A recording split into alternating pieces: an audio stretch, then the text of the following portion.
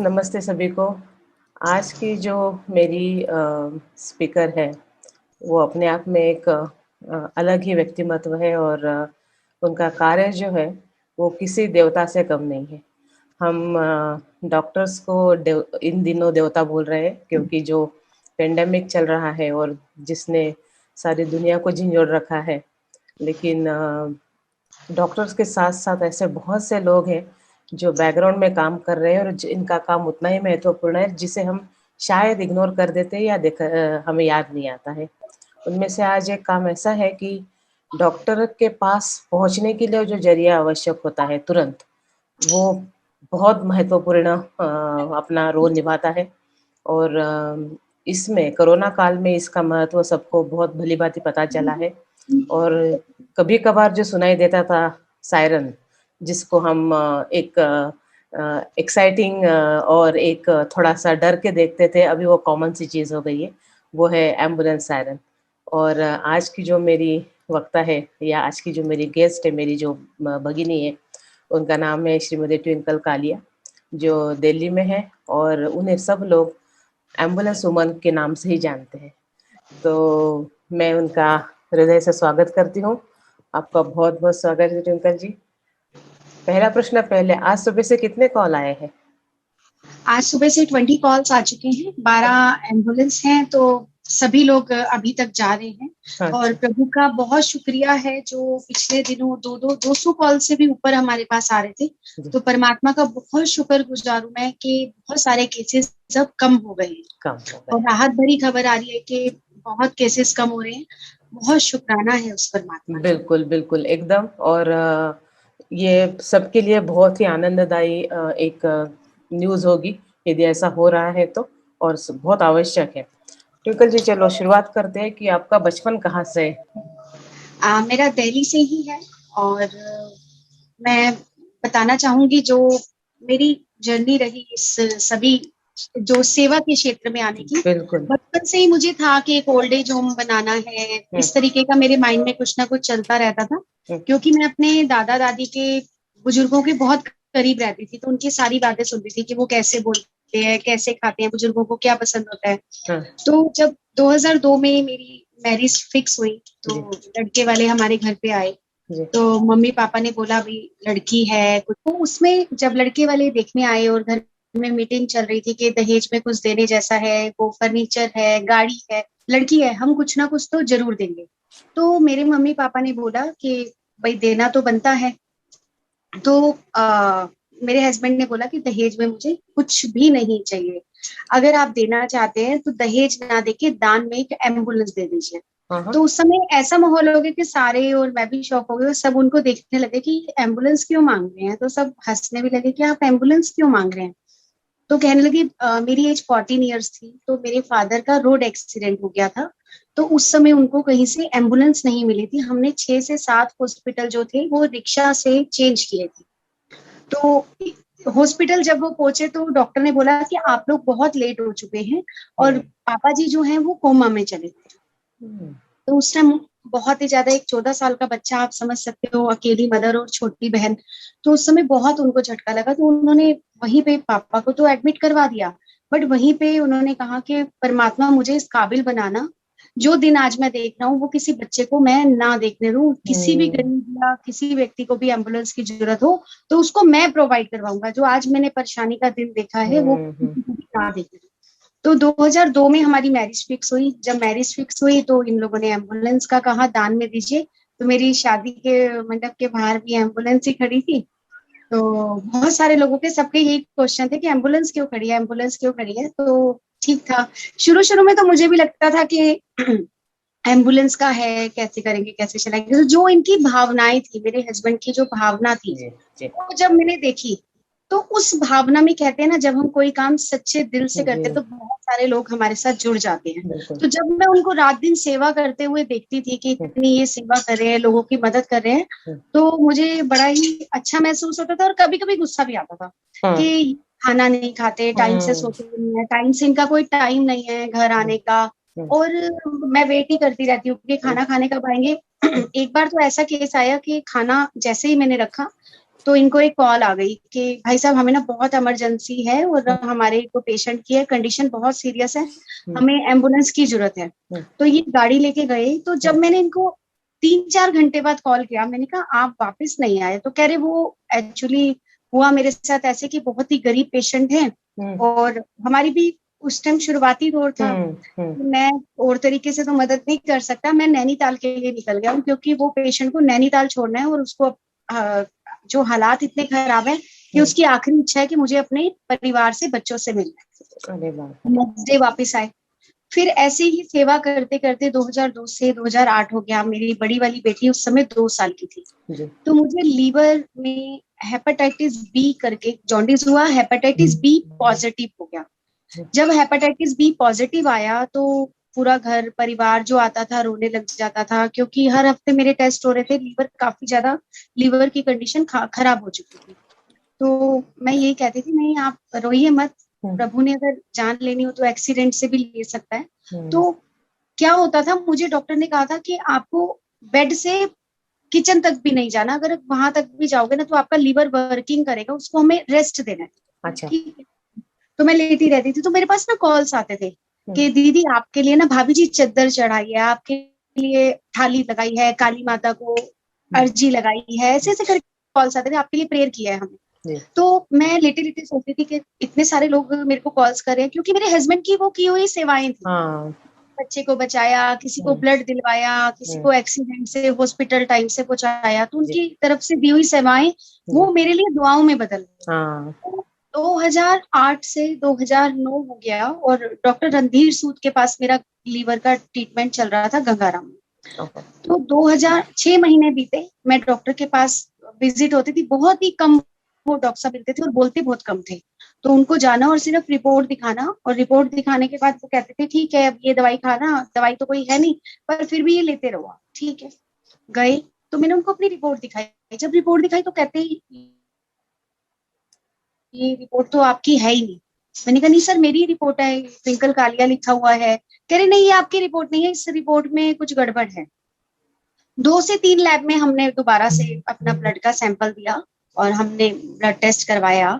करवाने के बाद दोबारा जब डॉक्टर के पास गए तो उन्होंने और टेस्ट बोले कि मार्कर टेस्ट करो, ये करो ये करो, वो सब भी हमने करवाए। हम दोनों डर गए कि मेरे को लगा वैसे तो मैं थोड़ा अच्छा फील कर रही हूँ पर हो सकता है लीवर की रिपोर्ट ज्यादा खराब। तो जब हम डॉक्टर साहब के पास गए तो मैंने डॉक्टर साहब ने कहा कि ये हेपेटाइटिस आपका नेगेटिव हो गया है बट ये कभी होता नहीं है। आज भी डॉक्टर ये कहते हैं कि वो साइलेंट हो जाता है, तो हेपेटाइटिस कभी नहीं होता। तो मैंने उनको पूछा, मैंने कहा डॉक्टर साहब ये हेपेटाइटिस पॉजिटिव से हो गया है, मतलब नेगेटिव हो गया, तो अब आप बताओ ना मैं वैक्सीनेशन करवा लूं हेपेटाइटिस का। तो कहने लगे कि तुझे तो बेटा ईश्वर ने वैक्सीनेशन दे दिया, तू जा, तू बिल्कुल ठीक है।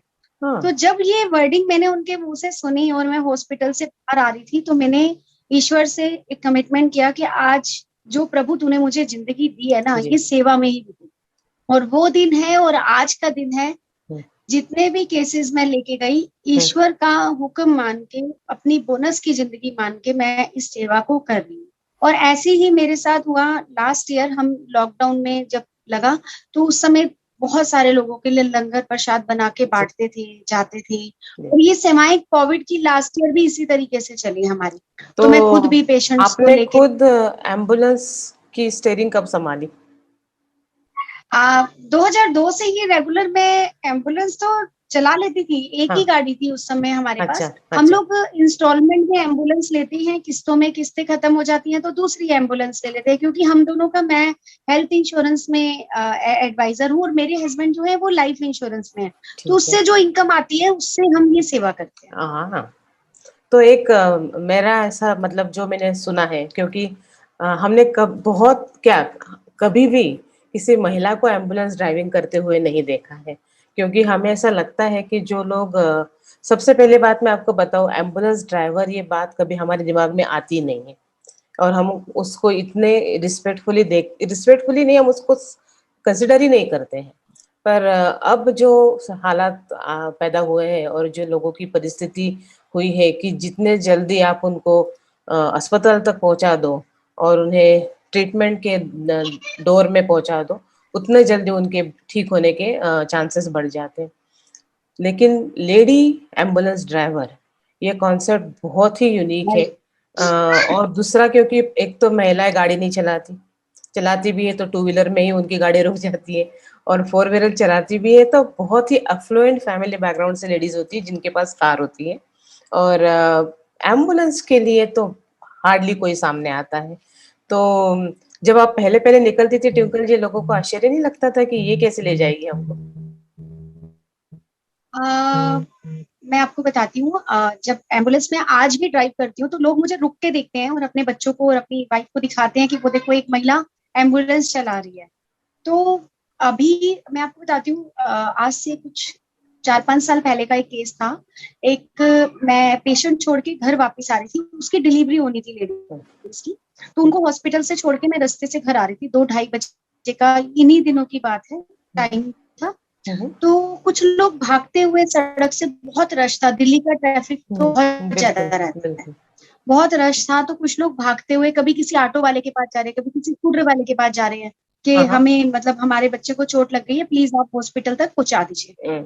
तो वो लोग मेरे पास आए, पहले तो उन्होंने एम्बुलेंस देखी, फिर उन्होंने मुझे देखा, मैडम बच्चे को चोट लग गई है, क्या आप छोड़ दोगी? मैंने कहा बिल्कुल, आप लेके आइए, मैं छोड़ दूंगी। जब वो उस बच्चे को लेके आए, उस बच्चे की लेग जो थी वो ट्रेन से कटी हुई थी और हाथ में थी टॉवल में, और 7 साल का बच्चा जो था वो गोदी में बुरे तरीके से कर्रा रहा था। हमारे यहाँ इंदर लोक है, इंदर लोक से लेकर शास्त्री नगर की रेड लाइट तक वो लोग पैदल चलते आ रहे थे, 3 लोग भागते हुए, पर कोई उनको मदद नहीं कर रहा था, और हैवी ब्लीडिंग। उस बच्चे को मैंने ड्राइव करके 3 मिनट 52 सेकंड में हिंदूराव हॉस्पिटल पहुंचाया, और आज वो बच्चा बिल्कुल ठीक है, उसकी लेग तो नहीं बची पर उसकी जिंदगी बच गई। तो हमारे देश की जो महिलाएं हैं ना, वो दुर्गा का रूप भी है और काली का रूप है, और वो किसी से कम नहीं है महिला। सिर्फ महिला को एक मौका और एक हौसला देने की जरूरत है, और उस पर विश्वास करने की जरूरत है। जैसे मेरे हस्बैंड ने मेरे ऊपर विश्वास किया, मुझे हमेशा कॉन्फिडेंस दिया, मेरे माता पिता ने, पहला प्यार जो होता है बच्चे का अपने पिता से होता है, तो मेरे पापा ने हमेशा मुझे एक ही चीज बोली है, ये मेरी बेटी नहीं मेरा बेटा है। और उन्होंने कॉन्फिडेंस की वजह से ही मैं आगे बढ़ पाई, और आज जो मेरे अंदर हौसला है, जज्बा है, कहीं ना कहीं वो मेरे पापा की देन है। उसके बाद उसको मेरे हस्बैंड ने भाई पिता हर चीज समझ के मुझे संभाला। तो मैं कहती हूँ महिलाएं किसी चीज किसी क्षेत्र में कम नहीं है, अंतरिक्ष तक चली गई, ट्रेन चला रही हैं, हवाई जहाज चला रही हैं, आप उन्हें मौका दो विश्वास करके। और महिलाओं से मैं कहना चाहूंगी कि कोई काम, कोई सेवा कुछ छोटी नहीं होती है।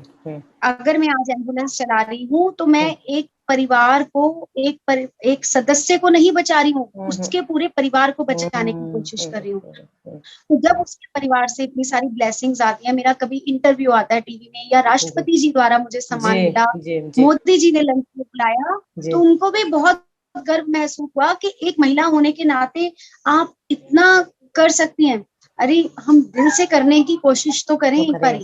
एक बहुत ही अच्छी स्टोरी थी कि जिसमें मैं कहना चाहूंगी, जैसे मान लीजिए एक बिल्डिंग में आग लगी है, मैं आपको कहूंगी मैम उस बिल्डिंग में आप चले जाओ, तो आप जाओगे?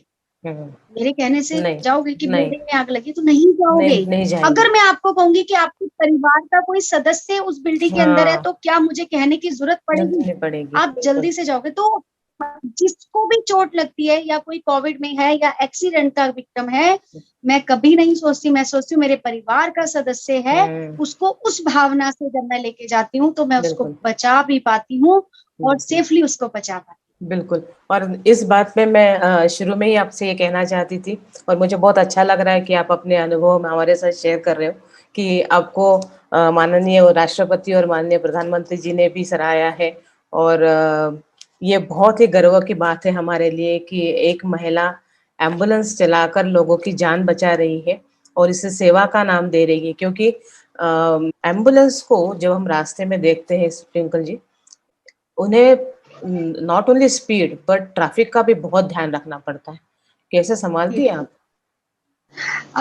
अभी तो कोविड के दौरान तो सड़कें बिल्कुल खाली है, बहुत कम लोग हैं। जिस समय कोविड नहीं था उस समय लोग क्या करते हैं कि एम्बुलेंस के पीछे या तो अपनी गाड़ी लगा लेते हैं या आगे लगा लेते हैं कि एम्बुलेंस हमें रास्ता मिल जाएगा, पर ऐसे कभी नहीं करना चाहिए, क्योंकि किसी की जिंदगी है उसमें, किसी के परिवार की जिंदगी दी है उसने। अभी मैं लेटेस्ट आपको बताती हूँ, एक महिला, शी इज 42 ईयर्स ओल्ड, 42 साल की महिला थी।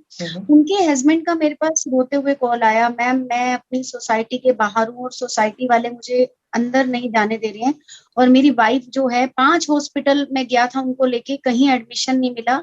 उस समय उनकी ऑक्सीजन थी 98।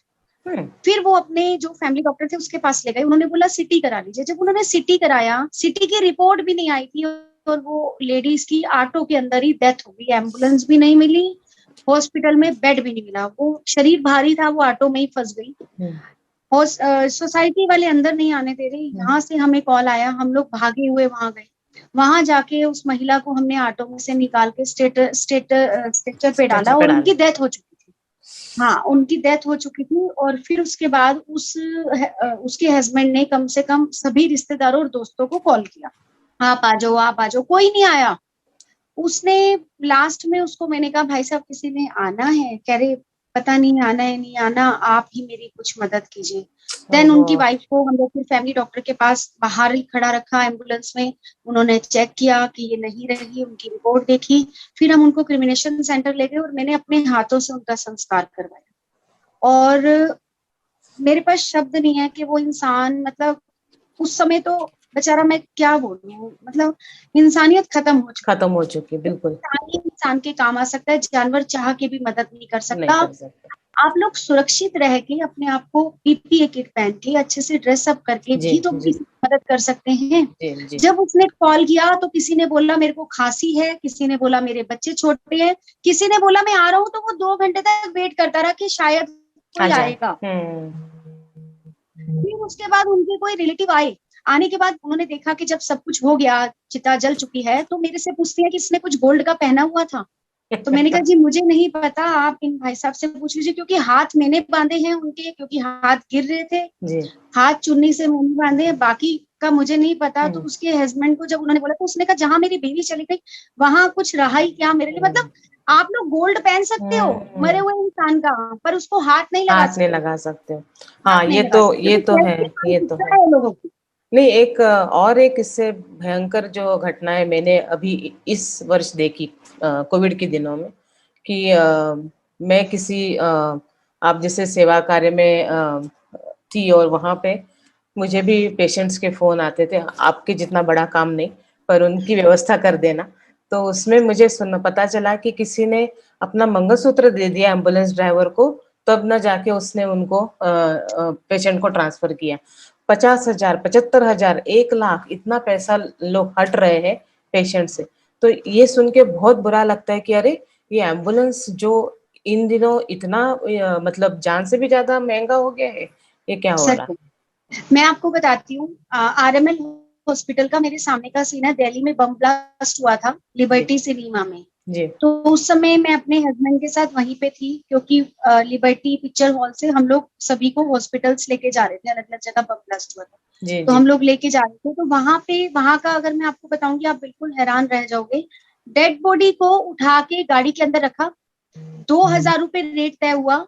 दूसरा पर्सन आया, उसने 2,500 रुपए देने की बात की, और उस डेड बॉडी को उतार के नीचे रख दिया और 2,500 वाले की बॉडी उठा के ले गया।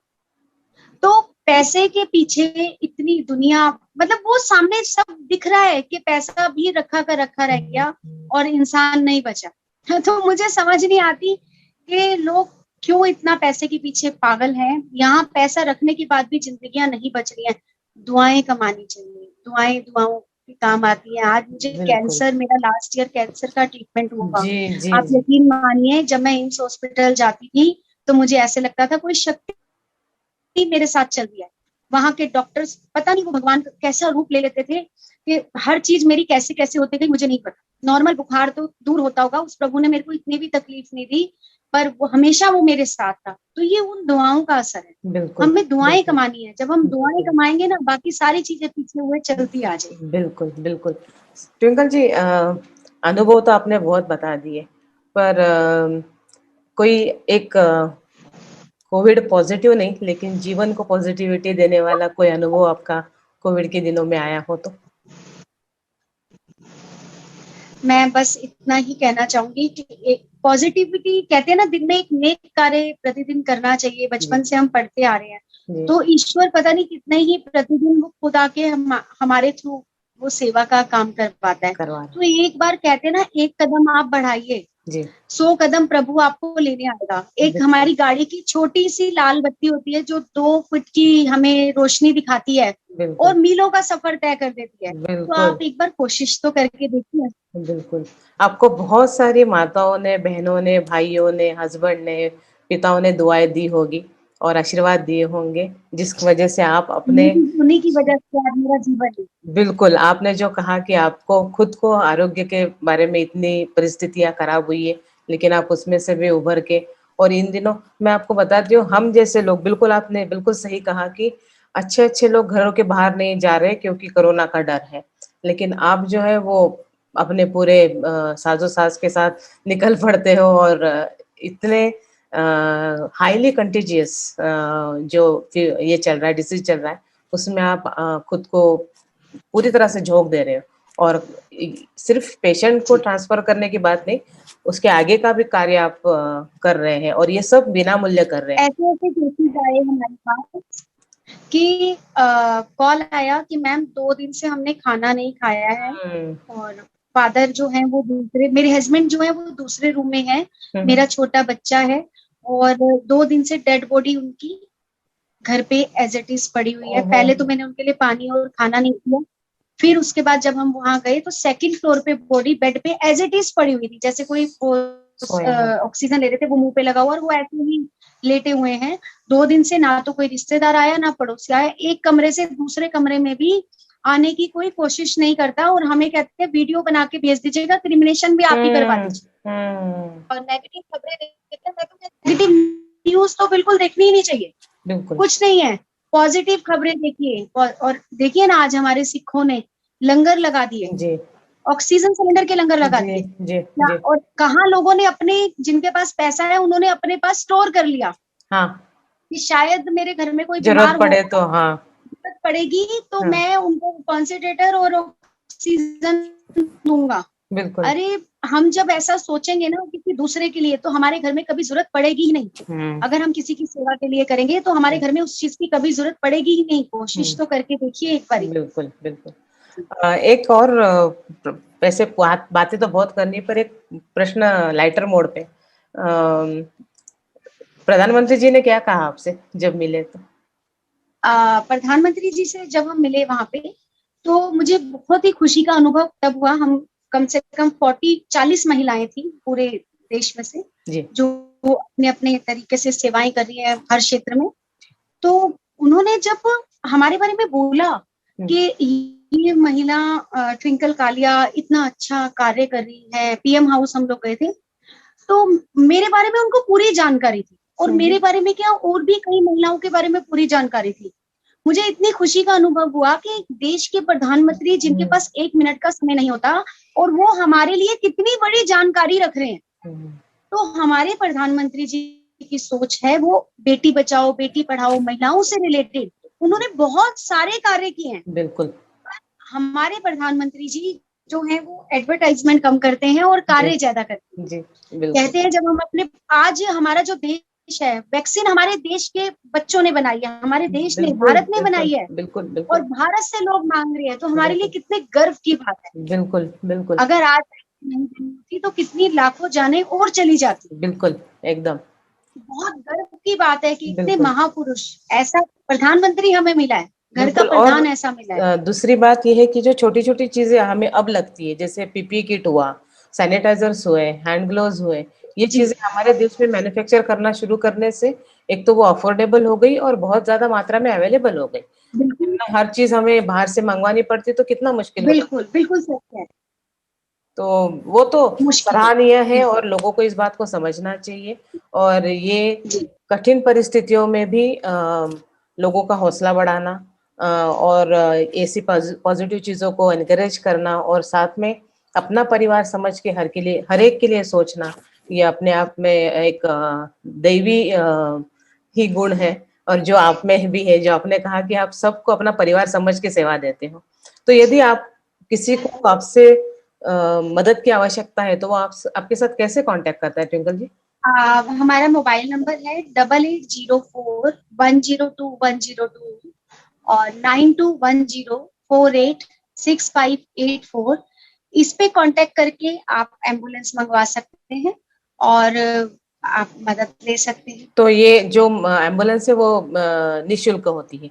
निःशुल्क एम्बुलेंस है। दिल्ली और एनसीआर में हम लोग प्रॉपरली इसकी सर्विस दे रहे हैं। और अभी आपके पास कितने एम्बुलेंस है टोटल? अभी मेरे पास 12 एम्बुलेंस है, वैसे अच्छा। 16 थी, हाँ। पर 4 जो है वो खराब हो गई, स्क्रैप में चली गई, क्योंकि हम लोग जैसे लेते हैं धीरे धीरे करके, तो वो धीरे धीरे कम भी हो जाती हैं, फिर आ जाती हैं, अभी बढ़ भी 4 आ जाती जाएंगी, जी 14 हो जाएंगी। हाँ जी, जी। वैसे मेरा 150 एम्बुलेंस का टारगेट है कि दिल्ली एनसीआर में 150 एम्बुलेंस बिल्कुल। हमें चलानी है। जरूर तो जरूर जरूर। मैंने और भी लोग अगर साथ जुड़ेंगे। हाँ। हाँ, मुझे एक जो सबसे ज्यादा दुख लगा, मेरे पास आईसीयू वाली एम्बुलेंस नहीं थी ओ इस हाँ हाँ। जिसमें मैं लोगों की मदद नहीं कर पाई। जी। जो कोविड पॉजिटिव शिफ्ट कराना है, टेस्ट कराना है, डेड बॉडीज को लेके जाना है, वो हमने पूरे तरीके से किया। हम्म अगर अब जो मैं मिशन करूंगी वो मैं अपनी आईसीयू वाली, वेंटिलेटर वाली हम्म हम्म एम्बुलेंस हम्म के नाम से एक मिशन चलाऊंगी, जिसमें मेरे को बहुत सारे लोगों का सहयोग चाहिए और हम्म। आपकी ब्लेसिंग चाहिए, जिससे कि मैं ये जल्दी कर पाऊँ। बिल्कुल, बिल्कुल। आप अवश्य कर पाएँगी और मैं पूरी कोशिश करूँगी कि ये आपकी जो ज़रूरत है वो बहुत ज़्यादा लोगों तक पहुँचे, ताकि आपको और भी मदद मिले और ये 150 क्या 1000 का आंकड़ा आप पार कर जाएँ। और क्योंकि ये बहुत आवश्यक सेवा है और जिसका बाज़ार बना के रखा हुआ है, लोगों को बड़ी कठिनाई हो रही है। डिंपल जी, एक आखिरी प्रश्न। अभी आपका तबीयत पूरी तरह से सुस्त है? हाँ, मैं उस तरफ ध्यान ही नहीं देती। अच्छा, आप लोग सब याद दिलाते हो कि मुझे कोई प्रॉब्लम है। अच्छा। बट बॉडी पेन रहता है, धीरे हाँ, धीरे आप हाँ। लोगों की ब्लेसिंग रही तो मैं ठीक हो जाऊंगी। बिल्कुल, बिल्कुल। डेफ़िनेटली कान आप भी मेरे बहुत लंबे थे। हाँ, हाँ, देखा है मैंने देखा है। मेरे बहुत घुटनों से नीचे जाते थे, तो जी। नहीं, अच्छा है ना, अभी टाइम बचता है ना, अगर जल्दी से किसी पेशेंट को लेके जाना होता तो कंघी नहीं करनी पड़ती, यूं फट से भाग जाती हूँ। बिल्कुल, ये भी 4-4 पॉज़िटिविटी 5-5 हो बारी गई। दिन में नहाना पड़ता है, ये भी पॉजिटिविटी हो गई मेरे पे। बिल्कुल, समझ रही हूँ और सभी को हमारे तरफ से आपके हस्बैंड को भी ये जी कार्यक्रम महिलाओं का है वरना मैं उनसे भी बात करती, जी जी लेकिन उनको भी मेरे तरफ से बहुत-बहुत प्रणाम और ये आपकी जो सेवा चल रही है, उसके लिए जी बहुत-बहुत शुभकामनाएँ, आपके आरोग्य के लिए शुभकामनाएँ और thank you ma'am. BJP join करने के बाद कैसा लग रहा है?